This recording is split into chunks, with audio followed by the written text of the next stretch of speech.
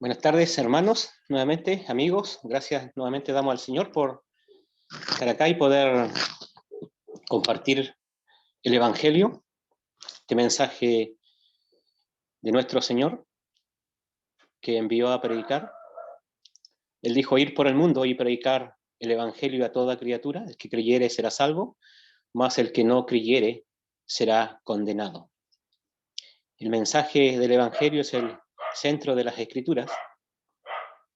No hay mensaje más glorioso que el Evangelio, porque el Evangelio nos habla acerca de la persona de nuestro Señor Jesucristo, el cual es la imagen misma del Dios invisible, aquel que nos revela a Dios.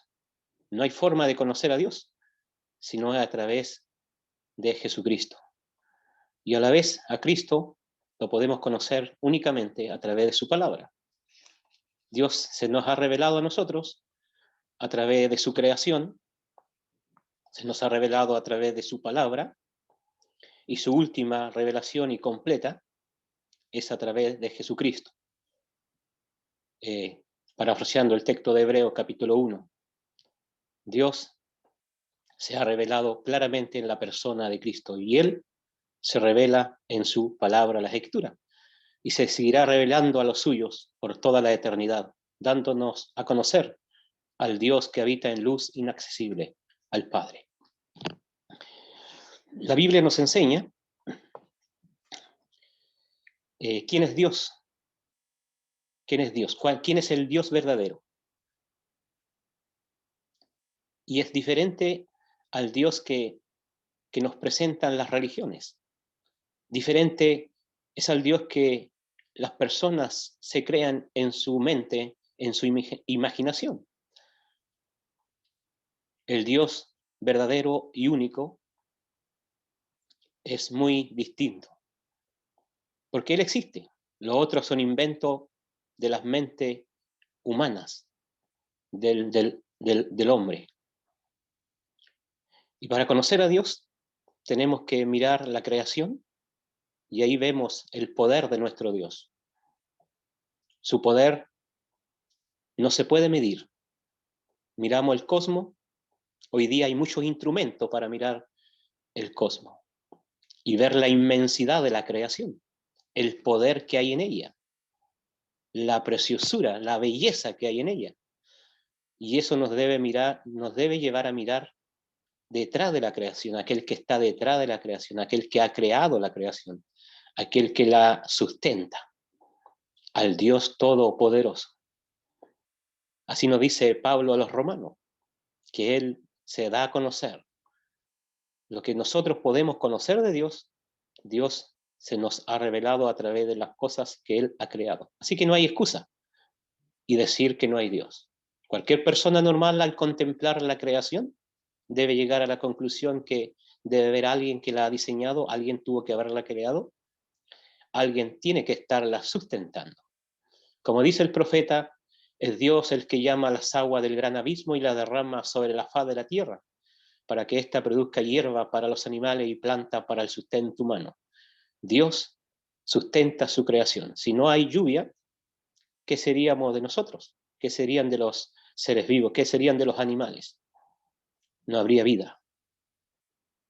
Pero Dios es el creador, Dios es el sustentador. Y si queremos conocer su carácter, tenemos que ir a una fuente. Y esa fuente no son las religiones, no son las filosofías, sino que hay una sola fuente que es su palabra, la Biblia. Inspirada por Él, Él ha usado hombres, más de 40 autores para escribir su libro. Estos hombres vivieron en diferentes lugares, diferentes épocas, pero el milagro está que todos sus escritos tienen armonía, cohesión, y eso nos habla que alguien los guiaba. Y el apóstol Pedro dice en su epístola que ninguna de las profecías fue traída por voluntad humana, sino que los santos hombres de Dios hablaron siendo inspirados por el Espíritu Santo de Dios. Y el apóstol Pablo dice que toda escritura, de Génesis a Apocalipsis, es inspirada. es inspirada por Dios, es decir, es soplada, tiene el aliento, es el aliento de Dios. Este mismo vocablo se usa en el libro de Génesis, cuando Dios crea el primer hombre, Adán, y sopla en su nariz aliento de vida, y fue Adán un alma viviente. Así también la palabra de Dios no es letra muerta, la palabra de Dios es viva, tiene vida. El Señor mismo dijo, mis palabras son espíritu y son vida. Vida para el alma que está muerta. Y el alma necesita la palabra de Dios para vivir. Si leemos el profeta Isaías 55, del 1 al 6, nos damos cuenta que dice el profeta, inclinar vuestros oídos, parafrasando allí a la palabra de Dios, y vivirá vuestra alma, y se deleitará con grosura, porque la palabra de Dios es como leche, es para nuestras almas. Lo que el pan que brota de la tierra es para nuestro cuerpo, para que el cuerpo se fortalezca y viva. La palabra de Dios lo es a nuestra alma. El Señor dijo, no solo de pan vivirá el hombre, sino de toda palabra que sale de la boca de Dios. El hombre necesita no solo el pan, sino también necesita la palabra de Dios para satisfacer el hambre, la sed de nuestra alma. El hombre busca vanamente el pan y el agua en las cosas que el mundo ofrece, pero este mundo, todas las cosas que el mundo ofrece son pasajeras, no son eternas. En cambio, la palabra de Dios es eterna. Y Dios dice que ha colocado eternidad en nuestros corazones. Y algo eterno solamente puede saciarnos. Y es su palabra, la palabra de Dios. Así que le invito a escudriñar la palabra de Dios, a leer la palabra de Dios.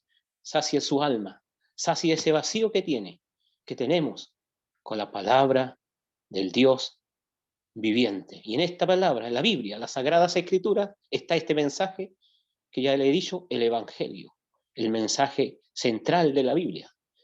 Porque el Evangelio es el mensaje que nos habla de Jesucristo, del Hijo de Dios, del eterno Hijo de Dios, donde Dios se nos revela en su plenitud. Porque no hay ninguno como Jesucristo, el Hijo de Dios, porque Él no es una criatura del tiempo. Todos los demás seres son criaturas. Los ángeles, serafines, cuántos tipos de ángeles, cuántos tipos de hombres, por decir, ya sean grandes, pequeños, somos criaturas del Creador, hechos del polvo de la tierra.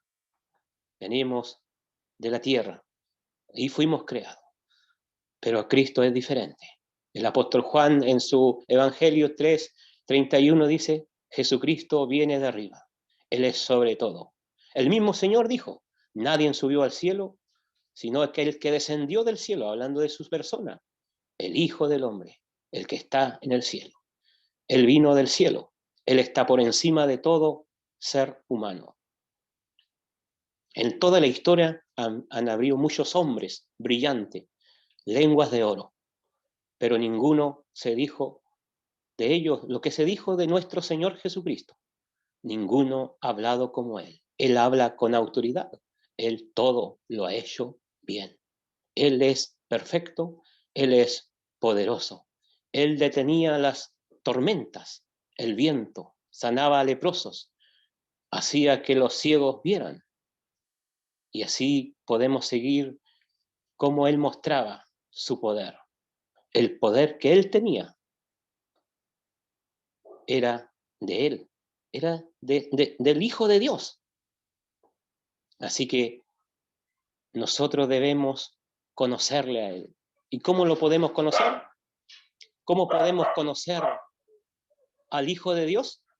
Solamente hay una sola forma. Hay una sola forma. El Señor dijo, escudriñar las Escrituras, porque ellas son las que hablan de mí. No hay otra forma para conocer al Hijo de Dios. El Evangelio es el mensaje central de la Biblia, pero Cristo es el corazón de este mensaje. Porque el Evangelio es un mensaje de buenas nuevas, de buenas noticias, que nos habla acerca de Cristo, el cual está por encima de cualquier ser humano, de cualquier hombre, de cualquier criatura, porque de Él es el creador de todas las cosas, nos dirá Juan en su Evangelio, en sus primeras páginas, Y también nos dirá Pablo en Colosenses, que Él es el creador de todas las cosas, es el que tiene la preeminencia, porque todo fue creado por Él y para Él, y Él es antes de todas las cosas. Él es antes de todo. El Hijo eterno de Dios, conózcalo, conozcámoslos en Cristo. ¿Para qué? Porque el Señor dice, esta es vida eterna, que te conozcan a ti, al único Dios verdadero, y a Jesucristo, a quien has enviado. Necesitamos escuchar del Hijo, necesitamos conocerle. Usted necesita conocerle.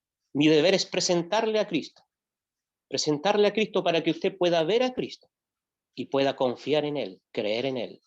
Porque la Biblia dice, el que cree en el Evangelio, es decir, aquel que cree en Cristo, el cual es el corazón del Evangelio, tiene vida eterna, tiene una comunión con el Dios eterno, con aquel Dios que habita en luz inaccesible, que el hombre natural, el hombre que no ha creído en Cristo, no puede llegar a conocerle. Porque solamente el hombre puede llegar a conocer a Dios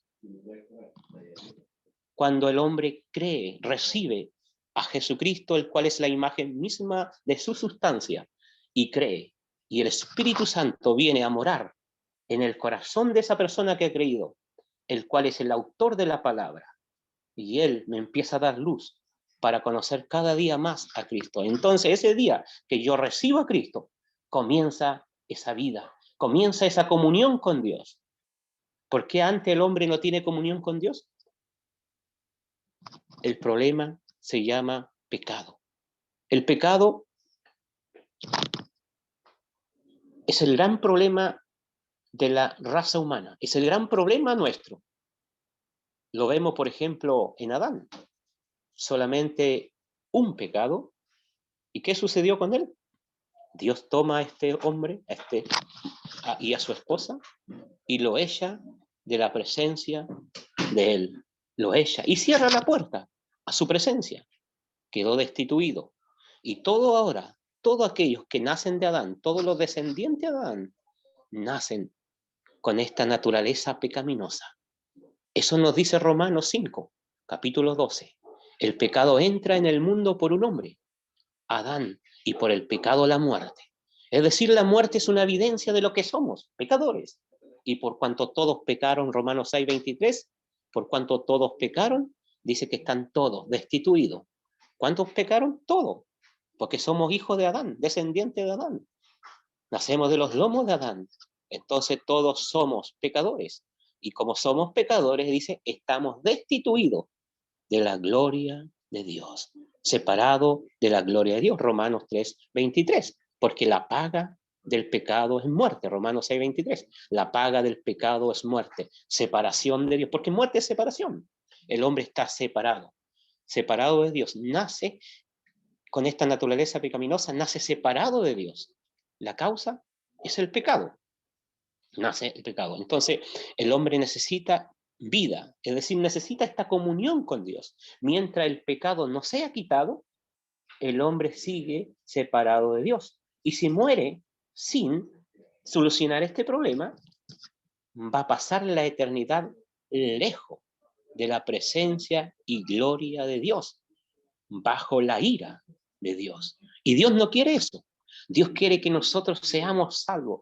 Dios quiere que pasemos la eternidad junto a Él, conociéndole a Él, disfrutándole a Él. Y para eso Él nos ha enviado un Salvador, que es Cristo el Señor. Cristo el Señor, cuando Él nace en Belén, un ángel dio las buenas nuevas a los pastores, diciendo, hoy ha nacido un Salvador, el Salvador, Cristo el Señor. Es decir, Cristo es el Salvador que Dios nos ha enviado. ¿Para qué? Para salvarnos. ¿Salvarnos de qué? Salvarnos de las consecuencias del pecado. ¿Cuáles son las consecuencias del pecado? Estar separado de Dios, ir a la condenación eterna, recibir la ira de Dios por la eternidad. Y Cristo vino a salvarnos de esto, pero para salvarnos Para salvarnos, Él tuvo que morir. Como dice Corintios 15, versículo 3, 15:3. Cristo murió. Pablo a Timoteo dice, Cristo vino al mundo a salvar a los pecadores. Los pecadores están destituidos de la gloria de Dios, destinados a una ruina eterna. Pero Cristo vino a salvarnos, y para salvarnos tuvo que ir a la cruz y allí morir. Morir por nuestros pecados. Corintios dice, Cristo murió por nuestros pecados. ¿Quién es Cristo? Dios que se ha manifestado en carne. Emmanuel, Dios con nosotros. Dios, pero también hombre. Dos naturalezas. La divina y la humana en su persona. Y Él, el que muere en la cruz. Él es el que muere allí. ¿Qué significa que Cristo haya muerto por nuestros pecados? Tenemos que ir a las Escrituras. No inventar cosas. No. ¿Qué dice las Escrituras? Las Escrituras nos enseñan que la paga del pecado es muerte. Nosotros hemos pecado. Nosotros tenemos una lista, un acta. Esa acta es un registro de deuda y debemos pagarla. Y la paga, dice, es muerte. Muerte. Cuando Cristo muere en la cruz con su sacrificio, paga el acta de los decretos. Paga esta deuda nuestra. Paga con su muerte. Con su muerte. Cristo clava en la cruz la sentencia de muerte que estaba a nuestro nombre, convirtiéndose el Hijo de Dios en reo de muerte. Él toma nuestro lugar. La palabra de Dios dice que Él cargó nuestros pecados en su cuerpo, porque Jehová los cargó en Él, y Él los llevó allí en la cruz. Llevó nuestros pecados en su espalda. Y cuando Él los tenía allí en la cruz, en su espalda, estaba clavado. Usted puede mirar la cruz, levantar su rostro y mirar la cruz. Pero no mire esa cruz que tiene en su casa, colgando, o en ese que lleva en su pecho o en el auto. No, mire la cruz conforme a las Escrituras. ¿Qué dicen las Escrituras acerca de la cruz? ¿Qué dicen? Dice que allí, que después que Él fue menospreciado, rechazado por sus criaturas, ¿a quien vino a salvar? Después que Él fue clavado en el madero, sus manos, sus pies, pueden mirar sus manos clavadas al madero, cómo la sangre brota, el dolor, puede mirar sus pies clavados en aquel madero, puede mirar sus espaldas, cómo esos látigos romanos hicieron como largos surcos, dirá el profeta, en su espalda, ahí estaba. Y usted puede ver si hay dolor, como ese dolor, como dirá también el profeta. Jeremías en Lamentaciones 1:12, mirar y ver si hay dolor como mi dolor. Puede ver ahí su rostro ensangrentado por causa de esa corona tejida de espinas, bajada por un báculo, cómo le tiraban la barba, cómo le pegaban puñetazos, cómo le escupían. Ahí está Él. ¿Y qué hace Él?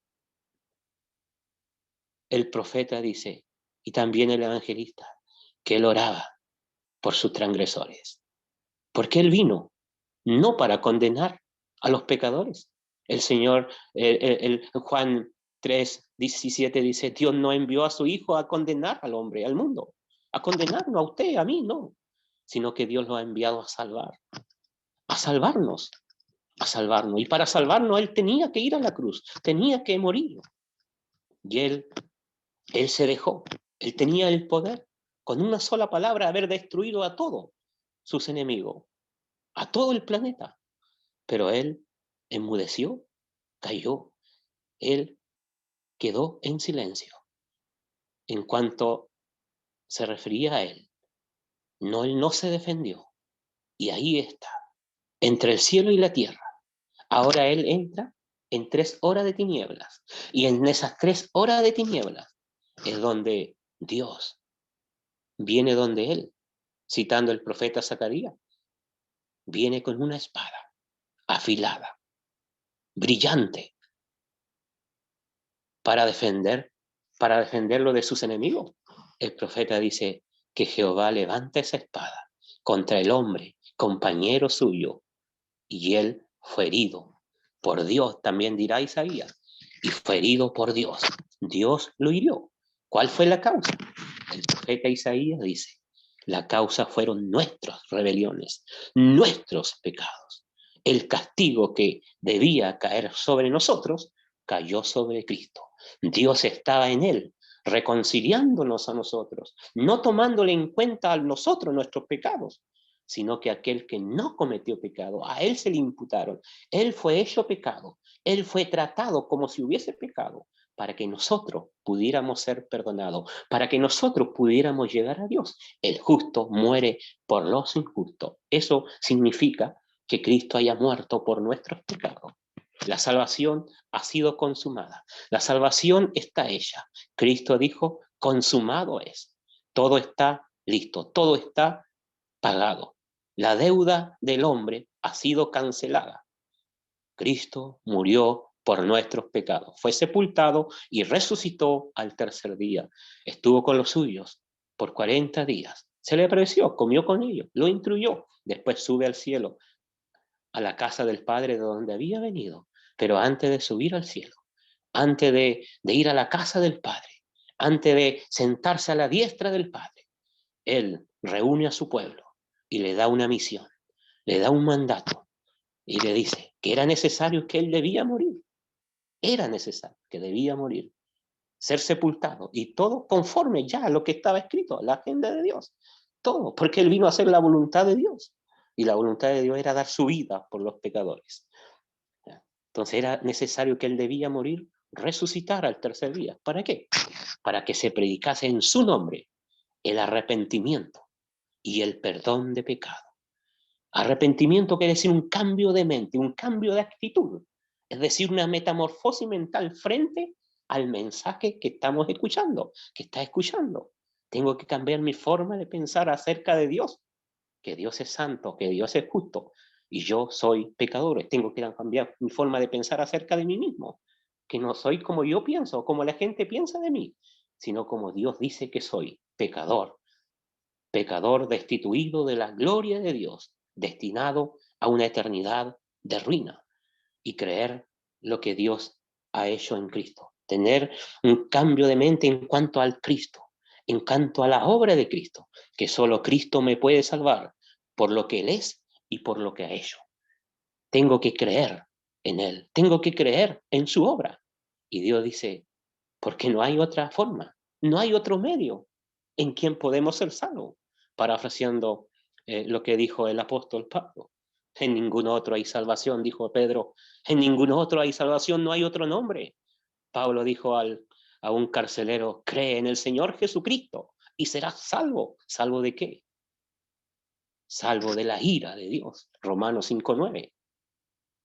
Por medio de la fe, confianza total y única en Cristo, tenemos paz para con Dios, porque al creer en Jesucristo, el pecado es quitado de en medio. Y el pecado es el problema para tener comunión con Dios, pero el pecado fue quitado y fue colocado en Cristo, el problema lo tuvo Cristo en la cruz. Y Él fue desamparado, Él fue castigado. Ahora aquel que ha creído en Cristo no tiene barrera, no tiene muralla para tener comunión con Dios. ¿Ha creído en Cristo? Yo he creído. Y ahora yo tengo una esperanza. La esperanza no está en mis obras, no está en lo que yo puedo hacer. Mi esperanza está en lo que Cristo es y lo que ha hecho. Y ahora, si yo parto a la eternidad, yo sé que un día voy a partir. Estoy de pasada. Pronto los creyentes dejaremos este mundo y partiremos a la presencia del Dios Padre. Y allí estará Él, aquel que nos revela al Padre, Jesucristo. Veremos sus cicatrices, veremos su rostro, veremos su persona cara a cara. Y allí disfrutaremos para siempre. Esa es nuestra esperanza. Y usted también la puede tener si ha creído en Cristo. Pero si usted no cree en Cristo, la Biblia dice que en este mismo instante, en este mismo segundo, la ira de Dios permanece sobre usted. Juan 3:36, la segunda parte. La primera parte dice, si usted cree, tiene vida eterna. Pero si usted rehúsa de creer, no verá la vida, sino que la ira, el enojo de Dios está sobre usted. Dios ha mostrado su amor para con usted en Cristo Jesús. Y Dios dice, corra a Cristo, deposite la fe, porque si no lo hace, usted es un objeto de la ira de Dios. Esa es la verdad. Es áspero, es duro, pero esa es la verdad. Dios no quiere que usted experimente la ira de Dios. ¿Cuándo la va a experimentar? Si usted parte sin salvación, sin haber creído en Cristo, va a partir de este mundo y usted va a experimentar la ira de Dios. Y eso es real, eso es verdadero, porque Dios lo dice. Dios no miente, Él lo dice. Pero si usted cree en Cristo, usted va a experimentar en plenitud la vida eterna. Ver a Dios, ya no por fe, sino verle cara a cara en Cristo Jesús. Crea en Él y tendrá esta esperanza. Dios bendiga su palabra en cada corazón.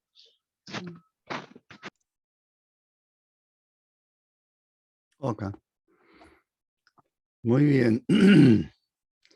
No, voy a leer en Marcos, pero no voy a continuar con la secuencia que llevamos los días martes, pero en forma presencial. Pero sí quiero en esta más o menos casi media hora hablar de los 3 imperativos de Cristo al inicio de su ministerio, según Marcos. Según Marcos. Entonces vamos a leer en el capítulo 1, en el versículo 14, Marcos 1 y versículo 14.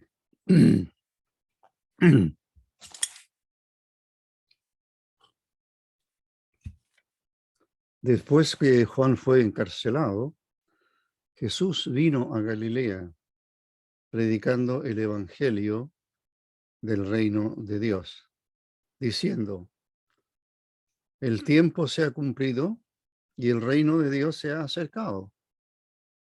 Arrepentíos y creed en el evangelio. Andando junto al mar de Galilea, vio a Simón y a Andrés su hermano, que echaban la red en el mar porque eran pescadores.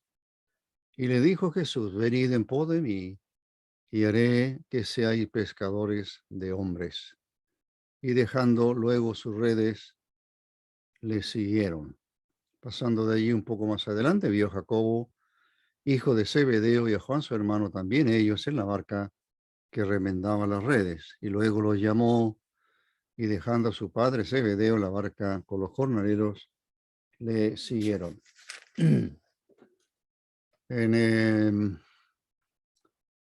En Marcos hemos avanzado algunos capítulos y ahora he retrocedido al capítulo 1. ¿A qué llamamos imperativos en las escrituras, en una forma verbal, en el idioma griego en que se escribió el Nuevo Testamento? Un imperativo es un verbo que indica orden, es una orden, es un mandamiento. No es una petición para hacer algo, no es algo que se espera, que el Señor espera que las personas hagan, sino que el Señor da una orden. Y aquí donde hemos leído hay 3 imperativos, que es lo que vamos a mirar. Pero primero que ello, como introducción, en el versículo 14, donde comenzamos la lectura, leo otra versión que dice: después que Juan había sido encarcelado, Jesús fue a Galilea predicando la buena noticia de Dios. Ahora, este es el inicio de su ministerio público, así llamado. Aquí comienza, según Marcos. Según Mateo, según Lucas, según Juan, será de otra manera, pero esto es lo que Marcos escribió. Acuérdense o recuerden lo que han escuchado antes, que Marco habría sido el primer evangelio de los 4 que se escribieron, y y es el más corto, escrito de una forma tal que pudiera ayudar a las iglesias primitivas de aquel entonces, muchas generaciones nuevas que no habían conocido al Señor, pero eran creyentes y muchos de ellos gentiles.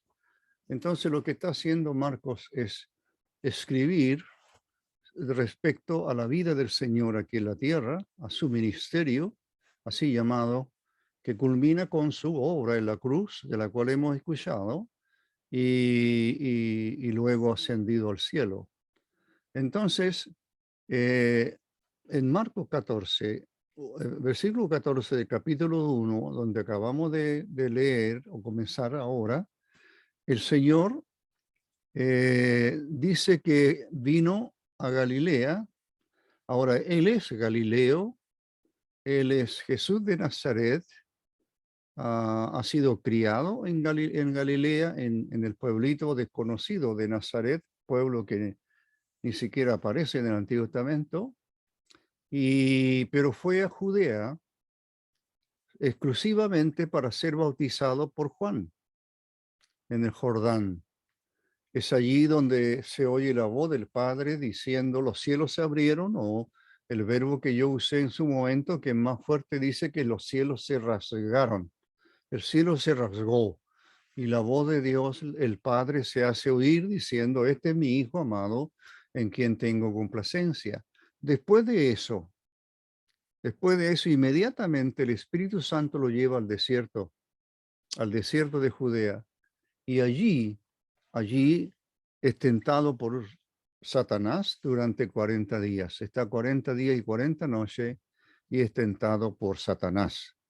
Donde hemos leído, dice que, no dice aquí que haya vuelto a Galilea, pero no cabe ninguna duda que él se va ahora a Galilea y allí él estará mayormente, y Marco exclusivamente casi habla mucho más del ministerio de Cristo en Galilea que en Judea mismo. Realmente Judea, él va a ir a dar su vida allá en la cruz en Jerusalén. Así que el versículo 14, lo que quiero llamarles la atención es que, número uno, aunque ahí no lo dice, pero en la conclusión que debemos sacar, lo anterior a este versículo es la tentación de Cristo en el desierto. El Hijo Eterno de Dios, Jesús de Nazaret, es tentado por Satanás. Ahora, nuestro hermano Alejandro habló de Adán y Eva. Ellos fueron tentados por Satanás también. Hay una gran diferencia, especialmente en el entorno. Cuando miramos el entorno, cuando de repente los creyentes empezamos a mirar el entorno y empezamos a culpar al entorno de nuestros problemas, en realidad hay que comparar el Edén con el desierto de Judea. Adán y Eva, hermanos, lo tenían todo. Ellos no necesitaban nada. Ellos tenían todo en abundancia y, por supuesto, lo más importante, la presencia de Dios en forma constante y continua con ellos. Pero todo eso lo perdieron. Todo eso lo perdieron por ceder a la tentación satánica de que ellos serían igual a Dios. En realidad, ustedes pueden ser más de lo que son. Ese ofrecimiento es constante en el mundo hoy. Y Adán y Eva sucumben a la tentación.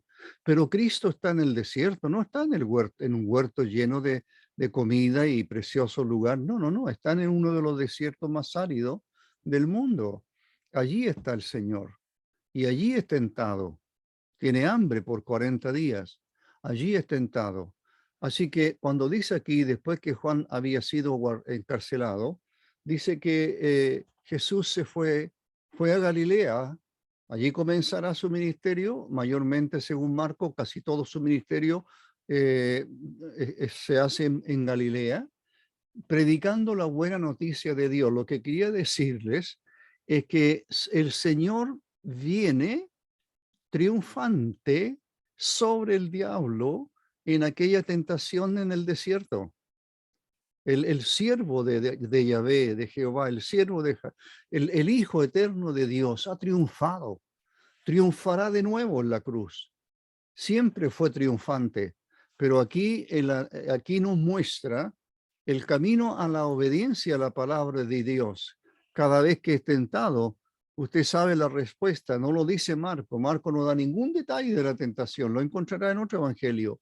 Y cada vez el Señor responde, escrito está, escrito está, escrito está. Esa fue la respuesta de Cristo. Dios me dice en su palabra esto, yo me atendré a ello, yo me aferraré a ello, yo no saldré de la palabra del Señor. Y eso es lo que hizo Cristo. La enseñanza de su tentación es mucho más rica aún de lo que puedo decir yo ahora, pero tenemos aquí al inicio, su ministerio se inicia con el Hijo Eterno de Dios triunfante de la tentación. Y el triunfador sobre Satanás ahora es el instrumento de Dios, ahora es el instrumento en las manos de Dios para llevar a conocer el Evangelio al pueblo de Israel. Y así que eso es lo primero que quería llamarle o recordarles, o cosas que tal vez no dije en su momento y que ahora he podido repasar. Así que después que Juan va encarcelado, el Señor aparece en Galilea y comienza su ministerio. ¿Cómo comienza su ministerio? Predicando. Ese es su ministerio. Enseñar, predicar. Hará milagros, hará otras cosas hasta llegar a la cruz. Pero su ministerio durante 3 años fue la enseñanza de la bendita palabra de Dios. Aquí dice que él viene predicando, me gusta esta versión, predicando la buena noticia de Dios. Eso es el Evangelio, es la palabra de Dios, es la buena noticia. Hermanos en Cristo, cuando predicamos el Evangelio, y hay muchos hermanos que predican el Evangelio, pero cada vez que usted predique el Evangelio, recuerde esto, que usted es portador de una buena noticia. Las buenas noticias no se esconden, las buenas noticias no se guardan, la buena noticia se da, la buena noticia se entrega. Somos responsables delante de Dios de predicar el Evangelio. El Señor nos ordenó predicar el Evangelio. Y el Evangelio que predicamos, el apóstol Pablo dijo, no me avergüenzo del Evangelio, porque el Evangelio es poder de Dios para todo aquel que cree. No me avergüenzo del Evangelio. Así que cada creyente en Cristo, quien quiera que sea, debe ser un proclamador de la buena noticia de Dios. La buena noticia es de Dios, no es nuestra. Así que, hermanos, si Dios lo ha dotado para predicar el Evangelio, cumpla con aquello. El apóstol Pablo dice, exhorta a su hijo en la fe, Timoteo, que avives el fuego del don de Dios que está en ti. Aviva el fuego del don de Dios que está en ti. No apagues aquello.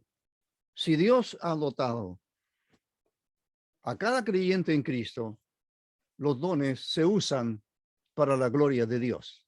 Y aquí está el Señor. Es instrumento en la mano de Dios, es un instrumento santo, es un instrumento triunfante de la tentación, y aquí está, comenzando su ministerio. Aquí se llama predicando la buena noticia de Dios, la buena noticia de Dios. El siervo de Dios, repito, el Hijo de Dios, anuncia con gozo, me imagino, gozosamente. Es su gozo mayor, proclamar calle tras calle, en la sinagoga, en los campos, etcétera, proclamar de parte de Dios el evangelio que se llama o que es la buena noticia. Y así debe ser también con la iglesia hasta que estemos en este mundo. Hasta que estemos en este mundo. Así que la predicación de la palabra de Dios debe ser en cada creyente en Cristo un motivo de gozo, un motivo de alabar a Dios, un motivo de servicio para Él, porque eso es. Es una obra que debe glorificar a Dios. Es una obra que debe, por supuesto, anhelar que sea una causa de gloria para Dios. Es una buena noticia. Muy bien. Vamos entonces Y luego en su mensaje él decía, todavía no llego a los 3 imperativos, en su mensaje, perdón, el tiempo, mi voz todavía está complicada un poco. Él decía en su mensaje, este es su mensaje, el tiempo se ha cumplido, el reino de Dios está cerca, arrepentíos y creed en la buena noticia. Bueno, aquí tenemos 2 de los 3 imperativos. Primero que nada, el Señor dice, el tiempo se ha cumplido. La venida del reino de Dios, la venida del reino de Dios es el tema o es un tema fundamental del evangelio. El reino de Dios viene en la persona de Cristo. Mire esta frase tremendamente decidora. El tiempo se ha cumplido. Marcos, a diferencia de los otros evangelios, no da ningún detalle de la época en que Cristo nació. Nada, absolutamente nada. ¿Quién reinaba de parte de los judíos? ¿Quién era? No da ningún detalle llamado, por así decirlo, detalle humano, como que no está interesado en decirnos exactamente qué era o qué estaba sucediendo según el calendario humano. No, Marco no está preocupado de eso. A Marco le interesa, estoy hablando de Marco, pero es Dios a través de su espíritu que lo guía a escribir esto. ¿Qué es lo que le interesa a Dios a través de la pluma de Marco? Y que los creyentes conozcan, que reciben este evangelio. Lo único que cuenta para Marco y lo único que debe contar para el creyente en Cristo no son los tiempos humanos, no son los tiempos en que el hombre reina, por así decirlo, no son los gobiernos del mundo, no es lo que está, es cierto, lo que está sucediendo, no podemos abstenernos de las noticias, de lo que ocurre, un mundo que va cuesta abajo, etcétera, etcétera, que no tiene mejoría, al contrario, está enfermo, está moribundo. Ese es el mundo en que vivimos. Pero en el calendario de Dios, en los propósitos de Dios, en los tiempos de Dios, solamente Él sabe cuándo va a ocurrir. Y aquí hay un tiempo de Dios que se cumplió. ¿Cuál es el tiempo de Dios? ¿Qué dijo Cristo en su primer mensaje? ¿Cuáles son las primeras palabras que salen de su boca? El tiempo se ha cumplido. ¿Qué tiempo? El tiempo de Dios. ¿El tiempo de Dios para qué? Para que el mundo conozca su reino. Ahora Él no está reinando, pero Él es el rey, Él es el dueño del universo. No hay nada que pase en este mundo que Él no lo sepa y que Él no lo haya permitido. Nada. Podrán levantarse líderes tras líderes, líderes tras líderes, pero por sobre todas las cosas, el control lo tiene Dios. Y a su tiempo se cumplirá lo que Él ha planificado. Así que usted tiene las palabras de Pablo, ¿verdad?, en una epístola, en el cumplimiento del tiempo, en el cumplimiento del tiempo, ¿qué pasó? Bueno, Jesús nació. Nació de una mujer, como dice allí el apóstol, en el cumplimiento del tiempo. No nació ni antes ni después. Uno dice, ¿podría haber nacido tal vez ahora? No.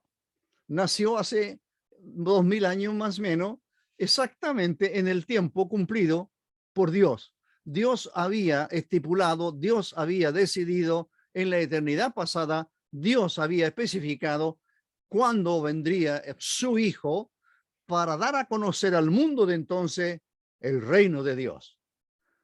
Su mensaje es, el tiempo se ha cumplido, el reino de Dios está cerca. ¿Cuán cerca? En él, en su persona, en su persona. Él es el reino, por así decirlo, Él es el reino de Dios encarnado. Él es el rey de los judíos, el rey de reyes, el señor de señores. El reino de Dios se acercó y el reino de Dios se predica y el reino de Dios se hará efectivo 100% usando terminología humana en el momento en que Dios también lo determine.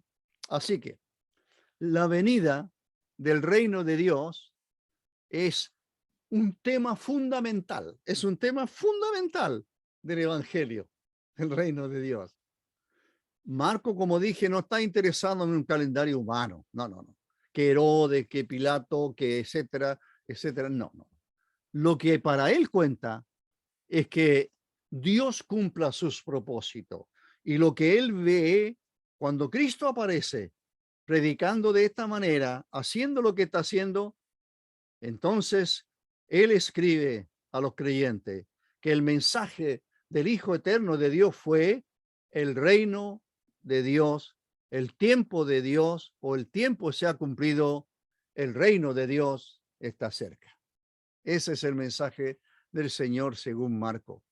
¿Nosotros podemos hablar del reino de Dios? Por supuesto que sí. El reino de Dios, el imperio de Dios, cuando Él actúe absolutamente haciéndose todo lo que Él decía. Ahora deja hacer cosas, pero en un momento Él tomará el timón, por así decirlo, o la rienda, como usted quiera, de este universo. Así que el dominio de Dios, es una otra forma de decirlo, el dominio de Dios se ha acercado y nosotros como creyentes en Cristo somos parte de su reino, somos súbditos de este reino. Así que el dominio de Dios se ha acercado y entonces, y este reino, este dominio, este reino de Dios aún se puede tocar, se puede ver, tocar en la persona de Cristo. Así que, por supuesto que este reino divino requiere, y aquí vamos a lo imperativo, requiere de parte del ser humano, requiere una inmediata decisión, requiere una inmediata decisión y compromiso de parte nuestra. Ojalá que los creyentes entendiéramos estos tres imperativos que voy a mencionar. Creo que hay uno de los grandes también, uno de los tantos vacíos que la iglesia, el creyente tiene. Este es uno de los vacíos. No entender, no apreciar exactamente lo que significa lo que Cristo dijo en su momento y que nosotros confesamos haber creído. Número uno, el Señor dice, arrepentíos. Número dos, creed en la buena noticia. Ahí hay dos imperativos. El primer imperativo, arrepentíos. Mencionó también Alejandro el arrepentimiento. ¿Qué es esto de arrepentido? El Señor está predicando y dice, bueno, el reino de Dios se ha acercado. El tiempo de Dios ya se cumplió. Aquí está el reino de Dios delante de vosotros. Por tanto, para que vosotros seáis participantes de ese reino, debéis cumplir por lo menos tres condiciones. Número uno, arrepentíos. Número dos, creed. Número tres, seguidme. Así que empecemos a revisar nuestra vida. Empecemos a revisarnos nosotros mismos. Empecemos a analizarnos nosotros mismos. ¿Qué es lo que hemos creído? ¿Qué es lo que hemos confesado? ¿La vida que estamos llevando se compadece con aquello que hemos confesado? Testificamos, nos bautizamos. Mucha gente vio que estamos confesando ser del Señor. Formamos parte tal vez de alguna iglesia local, otros se van y vienen, qué sé yo. ¿Eso es realmente la vida cristiana? ¿Eso es lo que dijo? ¿Eso es lo que Cristo dijo? ¿Eso es lo que Dios requiere? ¿Eso es lo que el Señor ordenó porque son imperativos? El arrepentimiento, cuando el Señor dice arrepentido, está requiriendo, el arrepentimiento requiere una decisión, requiere una decisión. Primero que nada, yo pienso que requiere de parte nuestra una mirada muy profunda, una mirada muy seria de lo que es el pecado, de lo que es el infierno, de lo que es la condenación. Requiere una visión de parte del pecador. Todavía no es creyente, pero el arrepentimiento requiere que realmente se examine delante de Dios es un pecador que solo merece la condenación eterna. Y eso es lo que tenemos que decir en el Evangelio. El Señor dice, está predicando, el reino de Dios está cerca de ustedes, podéis tocarlo, podéis ser parte de él, pero primero que nada, arrepentíos. Arrepentíos es una decisión de abandonar. Abandonar nuestra forma de vida, nuestro estilo de vida. ¿Para qué? Bueno, para emprender una vida absolutamente diferente. Por eso que la Escritura dice, no améis al mundo ni las cosas que están en el mundo. Ya el mundo no debe ser igual que cuando estábamos sin Cristo. ¿Por qué debiera encontrar respuesta en nosotros? El pecado debe ser mirado por nosotros como Dios lo mira. Feo, horriblemente feo. Pero no lo miramos a veces así. Se ve atractivo. Arrepentidos, ordena el Señor. Es un arrepentido. Está ordenándonos a que la mentalidad nuestra produzca un cambio profundo. Mire, hermanos, si no medimos no pesamos lo que el pecado realmente es, va a ser muy liviano. Hagamos del pecado lo que es. El arrepentimiento significa exactamente alejarse de ese pecado, alejarse de ese pecado. El pecado debe aborrecerse por el creyente en Cristo. Eso es lo primero que el Señor exige. El reino de Dios ha acercado, podéis ser parte de él, pero, número uno, primero, arrepentíos. Para que podáis participar del reino de Dios, debéis vosotros mirar, examinar vuestra vida pecaminosa y dejarla, abandonar el pecado. Número dos, segundo imperativo, el Señor dice, y creed. Creer. Creer requiere un compromiso, por supuesto, también de parte nuestra. Es un compromiso personal. Creer. Mire, fe, que es sinónimo de creer, fe en lo que Dios dice. Fe significa exactamente reconocer que el creyente, que la persona que cree en Cristo, está confesando que ahora dependerá de Dios para toda su vida. La fe no solamente nos salva, creemos en Cristo, cree en el Señor Jesucristo y será salvo, pero ahí comienza nada más. Ahí comienza nuestra vida. Nuestra vida de fe requiere que nosotros seamos dependientes, absolutamente dependientes de Dios. Creer requiere un compromiso, entonces, de parte de cada uno de nosotros, confiando absolutamente en una nueva relación que he llegado a tener con mi Dios. Ahora Él es mi Padre, Cristo es mi Salvador, y cuando creo, entonces yo ahora tengo una relación con Él. El mundo queda atrás, el pecado queda atrás, lo que no quiere decir que no pequemos, pero debiéramos mirar el pecado como Dios lo ve, como dije. Finalmente, porque me queda un minuto casi.